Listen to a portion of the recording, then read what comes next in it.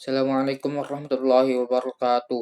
Nama saya Ryan Daniza dari kelas 11B. Kali ini saya ingin mempresentasikan penyakit dalam jantung yaitu gagal jantung.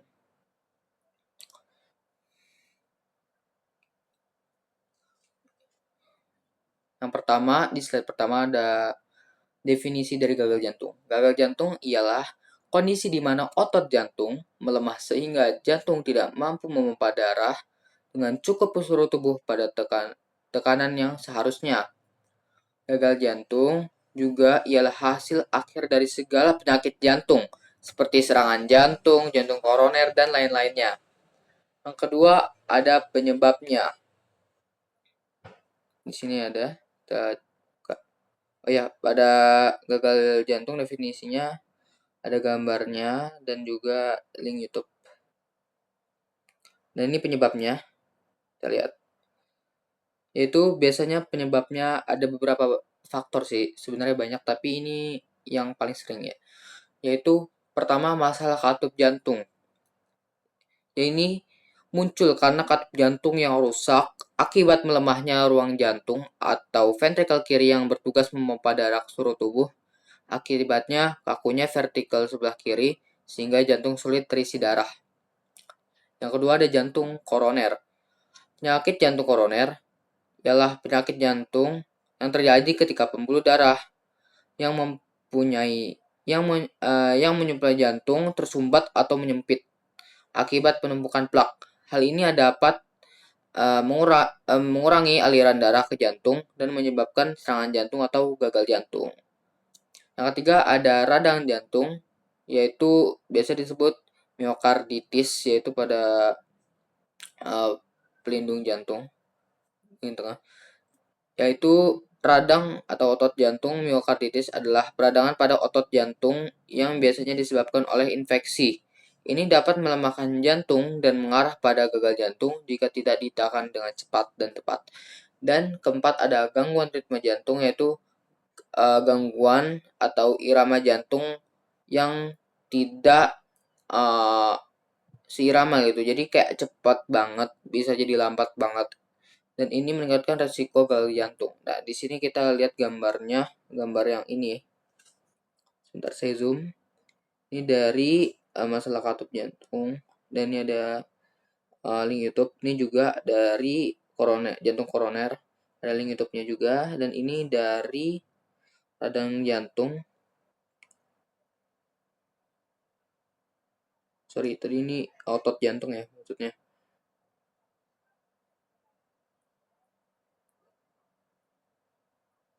Ada link YouTube-nya juga, dan juga ini hasil lab orang yang mengalami ritme jantung yang terganggu gitu. Dan ini ada link YouTube-nya juga. Nah, selanjutnya ada gejala-gejala. Gejala-gejalanya ada beberapa, tapi yang paling sering ialah pembengkakan di bagian kaki, sulit bernafas, pusing, lemah dan cepat capek, kurang nafsu makan, sulit berkonsentrasi, nyeri dada, detak jantung tidak teratur. Di sini kita ada foto-fotonya. Dan ini ada link YouTube-nya juga. Oke. Yang selanjutnya ada pengobatannya. Di sini saya mempunyai 3 pengobatan. Yang pertama itu secara obat-obatan. Obat-obatan yang diberikan oleh dokter bertujuan untuk meningkatkan kekuatan otot jantung, mengurangi beban kerja jantung, dan meredakan jantung dan meredakan gejalanya. Contohnya digoxin untuk meningkatkan kekuatan otot jantung, yaitu berkaitan dengan radang jantung tadi. Iya. Dan selanjutnya ada pemasangan implan. Dokter juga dapat menanam alat yang dapat membantu kerja jantung agar mampu memompa darah secara efisien. Contohnya implantable cardioverter defibrillator. Perangkat ini dihubungkan ke jantung untuk memonitor detak jantung. Jika detak jantung melemah atau berhenti, maka CD akan mengirim sinyal kejut agar jantung dapat berkontraksi atau berdetak kembali. Di sini ada link YouTube juga. Lalu yang ketiga ada pengobatannya. Pengobatan juga sama sih, Mas, tapi yang operasi ya. Kalau ini sudah parah banget. Jadi, selain obat-obatan, dokter juga dapat melakukan tindakan operasi, yaitu operasi transplantasi jantung, yaitu mendonor jantung baru yang diperoleh dari pendonor. Sini ada link YouTube-nya, tapi berhubung ini di YouTube, takut kena hak cipta juga dan agak sensitif, jadi saya nanti taruh link di deskripsi saja ya. Di sini ada tahap operasinya, yaitu dianestesi dulu dan diberi sayatan. Pasien akan diberi anestesi umum. Lalu kedua, dokter akan membuat sayatan di dadanya ya, kan udah tadi. Lalu yaitu memasang koneksi mesin bypass, yaitu pasien akan dihubungkan ke mesin heart-lung bypass yang akan mengambil alih fungsi jantung dan paru-paru selama operasi. Lalu ketiga ada pengangkatan jantung lama. Dokter bedah akan mengangkat jantung pasien yang sakit atau tidak berfungsi. Yang keempat, selanjutnya ada pemasangan jantung donor, yaitu jantung pendonor yang sehat akan ditempatkan kepada pembuluh darah utamanya, akan disambungkan dengan hati-hati ke pembuluh darah pasien yang jantungnya rusak itu tadi. Selanjutnya ada penutupan. Setelah jantung baru bekerja dengan baik, mesin bypass dilepas. Jantung dapat diuji dengan sedikit kejutan listrik. Tulang dada akan disambung kembali dan sayatan di dada akan dijahit atau dipasang staples. Sorry. Selanjutnya ada pencegahannya. Di sini aku punya beberapa. Ada pertama ya pasti rutin olahraga untuk otot jantung itu masih kuat ya, tidak terkena radang jantung, dan juga jika pola makan yang sehat. Lalu rutin periksa kesehatan, lalu tidur yang cukup dan kontrol berat badan. Oke, di sini ada foto-fotonya dan ini ada link YouTube-nya. Oke, di sini saya akan memberi tambahan ya. Sini berdasarkan masalah atau pemempaan atau pengisian, yaitu gagal jantung sistolik, disebut juga gagal jantung dengan fraksi ejeksi berkurang. Terjadi di saat otot ventrikel kiri tidak berkontraksi dengan kuat dan gagal memompa darah secara efisien. Lalu ada gagal jantung diastolik, disebut juga gagal jantung dengan fraksi ejeksi terjaga, yaitu terjadi saat otot ventrikel kiri tidak dapat rileks dan terisi penuh dengan darah saat istirahat. Lalu berdasarkan waktu kejadiannya, gagal jantung dibagi menjadi dua, yaitu gagal jantung akut, yaitu kondisi yang muncul secara memburuk dan secara tiba-tiba.